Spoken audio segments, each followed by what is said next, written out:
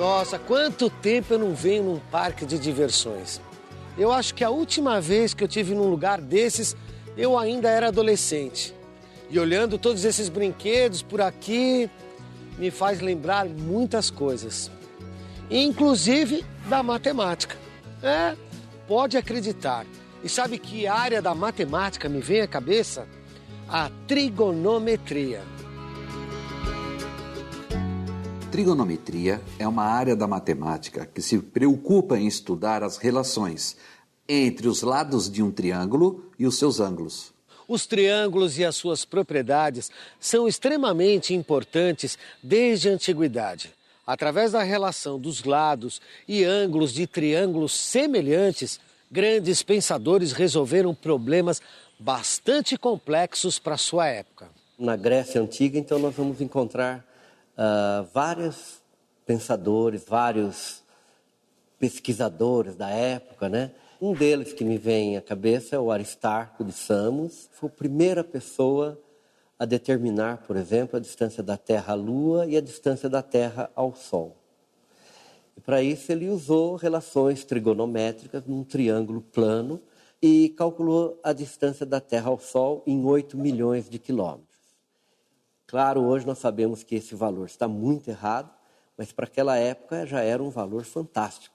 E então, com esse valor de distância, ele pôde calcular o tamanho do Sol. E ele percebeu que o Sol era muito, muito maior do que a Terra. E claro, ele começou então a imaginar que se o Sol é tão maior do que a Terra, por que é que o Sol gira ao redor da Terra e não a Terra gira ao redor do Sol? E aí foi um passo para ele mesmo propor um modelo heliocêntrico, com o Sol no centro do universo, o que contrariava os modelos gregos do universo que colocavam a Terra no centro.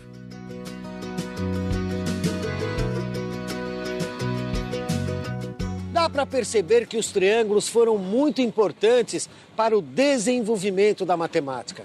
E a partir desses estudos, os matemáticos desenvolveram o que chamamos hoje de funções trigonométricas. As funções trigonométricas são funções angulares, muito importantes no trabalho com os triângulos e com fenômenos periódicos.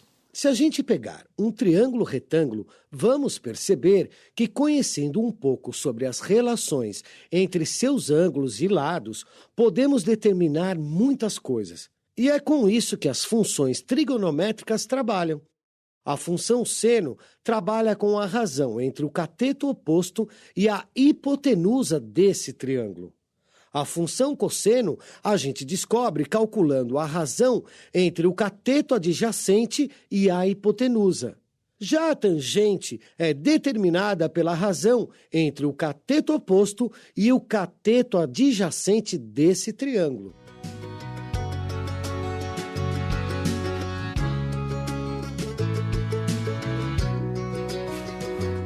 Os matemáticos descobriram que, a partir dessas funções, é possível calcular as medidas desconhecidas de um triângulo retângulo, conhecendo somente a medida de um lado e de um ângulo.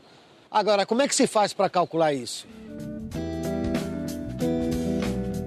A primeira tabela que se conhece foi produzida por Hiparco. Ele pegou uma circunferência e criou cordas nessa circunferência, que são segmentos de reta que ligam dois pontos dentro dessa circunferência. Pegando uma corda e uma área delimitada por essa corda, ele construiu um triângulo, formando ângulos conhecidos e a distância dessa corda, que também era conhecida. A partir dessas relações de lados e ângulos, ele conseguiu encontrar os valores de seno, cosseno e tangente. Hoje as tabelas não são mais tão utilizadas porque esses valores estão disponíveis nas calculadoras. De qualquer forma, usando a tabela ou a calculadora, a gente é capaz de determinar os valores que nos ajudarão a calcular as medidas desconhecidas do triângulo. A tabela trigonométrica pode nos ajudar e ajuda no caso de eu precisar encontrar um dos lados do triângulo, por exemplo. Eu tenho um triângulo que eu tenho um ângulo interno de 15 graus e eu quero calcular um dos seus lados, por exemplo, o cateto oposto. Sabemos que envolve cateto oposto e hipotenusa conhecida é o seno.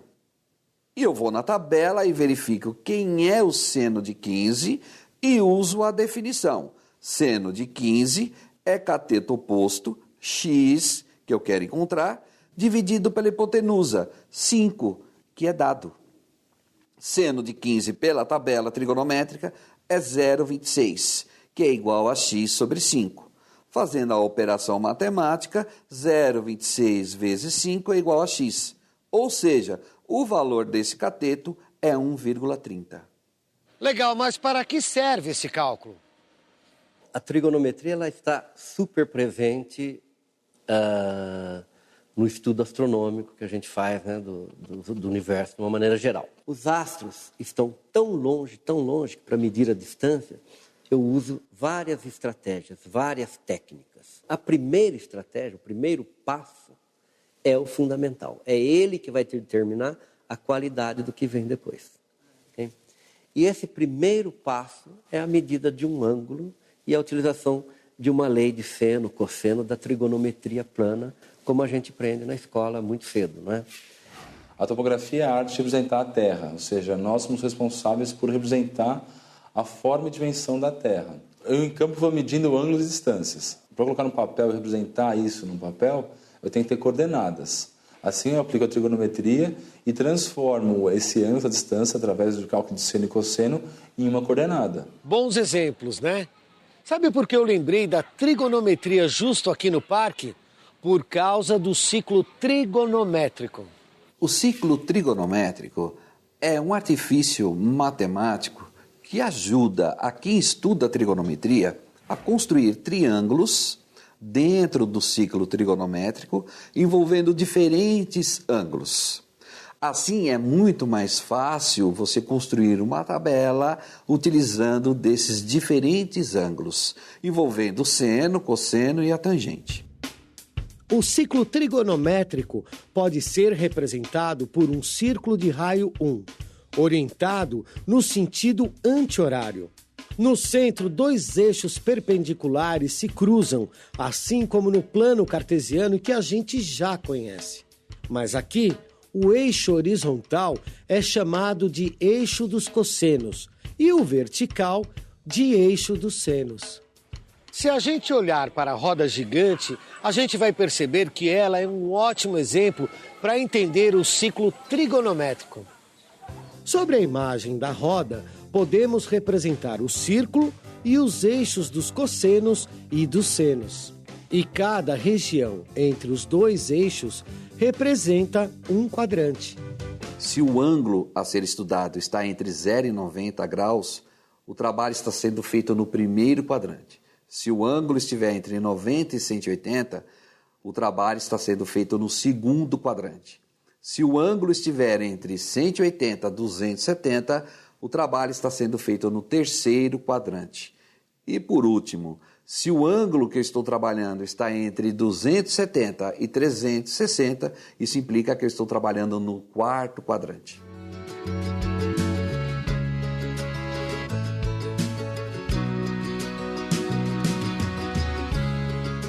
Legal, né?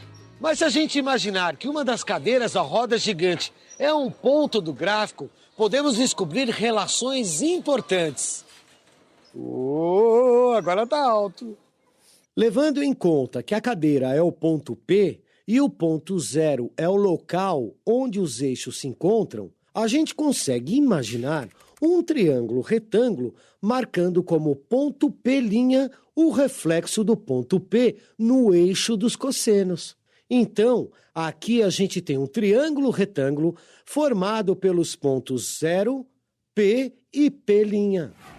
E com esse triângulo retângulo, já podemos descobrir os valores de seno, cosseno e tangente desses ângulos, aplicando as fórmulas de cada função trigonométrica. Como estamos trabalhando com o triângulo retângulo OP, P', vale aqui o teorema de Pitágoras. Se P', no nosso caso, é o seno do ângulo e OP' é o cosseno do ângulo e OP vale 1, pelo Teorema de Pitágoras, chegaremos que seno ao quadrado mais cosseno ao quadrado é igual a 1. Os ângulos de 30, 45 e 60 graus são os mais utilizados nos estudos dos triângulos retângulos. Por isso, eles são chamados de ângulos notáveis. Esses ângulos são chamados de notáveis por conta da facilidade de verificá-los dentro de figuras geométricas já conhecidas, como o triângulo equilátero e o quadrado.